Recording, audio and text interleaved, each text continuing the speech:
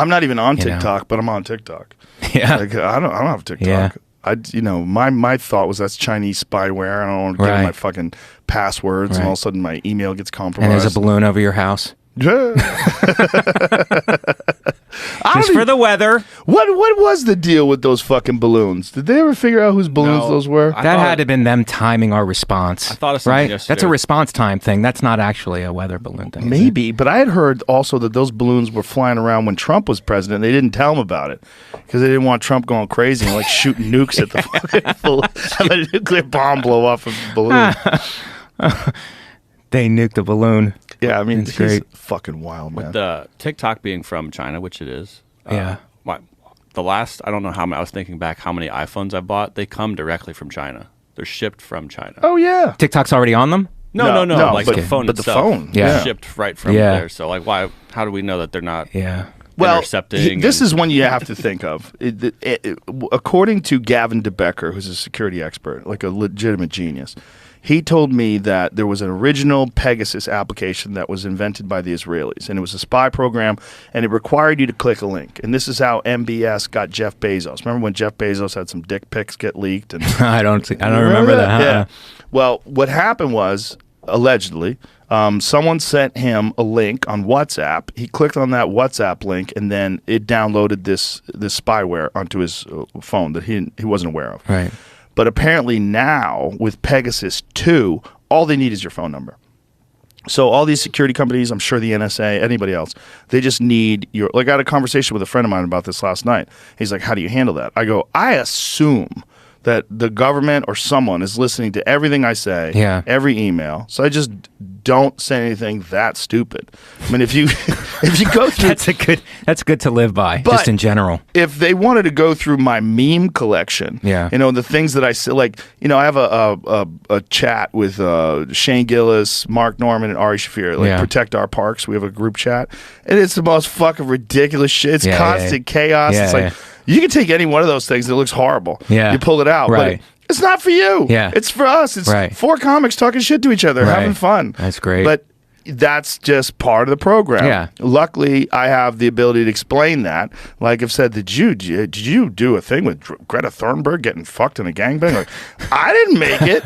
Somebody sent it to me. Yeah. And I thought it was funny. Right. I'm sorry if I think inappropriate things are funny. Right. But you have to make that assumption. Like, kids don't understand that. Like, and I'm so glad there was no phones around when I was 15. There'd be 1,000 pictures of my dick. Yeah. I'd be sending them to everybody.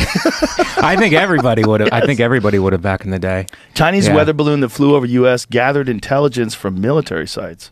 Oh, I found this reported 2 days ago. This is a Irish site, Independent Ireland, and then another site called The Times. I don't know where it was from. Interesting. It was ad block, but there's reporting that, and I don't know. Yeah. And they just basically explained it by saying it was a weather balloon. I mean, that's do we that's really like need weather balloons anymore? That's a pretty bad lie. Don't we have satellites? Why do you have a balloon? It's a weather balloon. It just is what it is. Yeah. I mean, I think it's also probably a fuck you. Just fly a balloon over your fucking country. What are you going to do, I think so, too. Yeah. There's got to be It was a push. Man. It was a push to see our response time on it, I think. I guess. It's a fucking... or to see what we would do. It's a weird world. It's a weird world. Same thing. Chinese spy balloon captured sensitive military info after all. U.S. officials say Beijing obtained U.S. military intelligence from a spy balloon that was shot down in early February. I've had...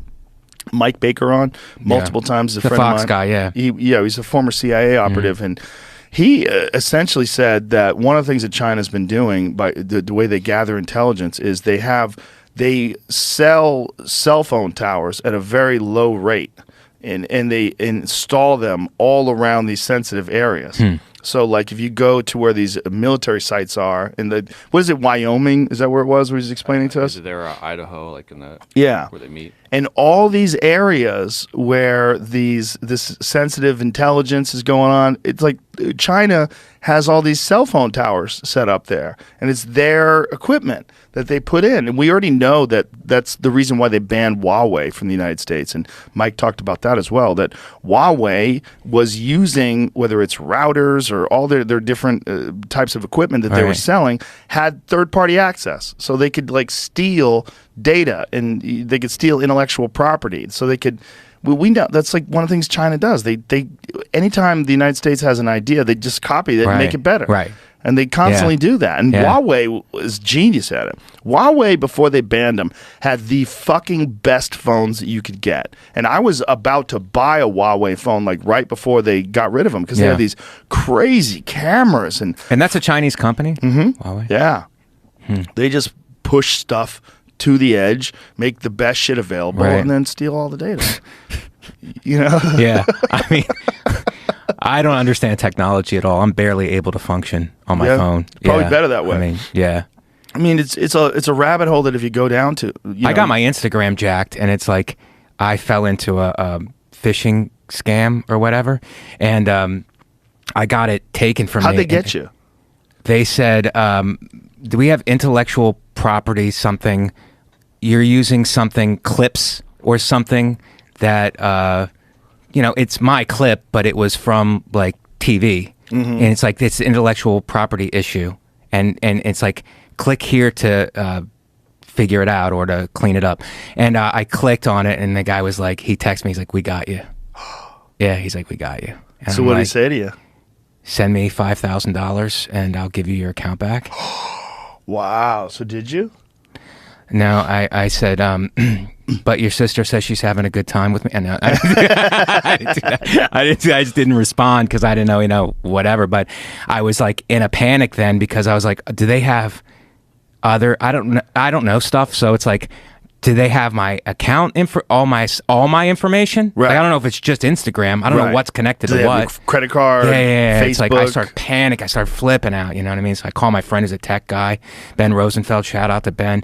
And he he's also a comic, and he helped me try to figure it out. But there is no recourse. Like, there's no recourse for it. It's like you can file a complaint, but it's just basically gone. You can start a new account. Oh, wow. Yeah. So your account's gone? No, I didn't have to do that. I had another friend help me to get it back. He works for he has an account with a company, and the company helped me get it back, fortunately. Wow. But I mean, as an individual, as a private citizen trying to get that back, it's like deaf ears, man. They don't care. Well, there's just too many of them, I think. I think it's happening at scale. It's like you're dealing with a company like, say, Instagram.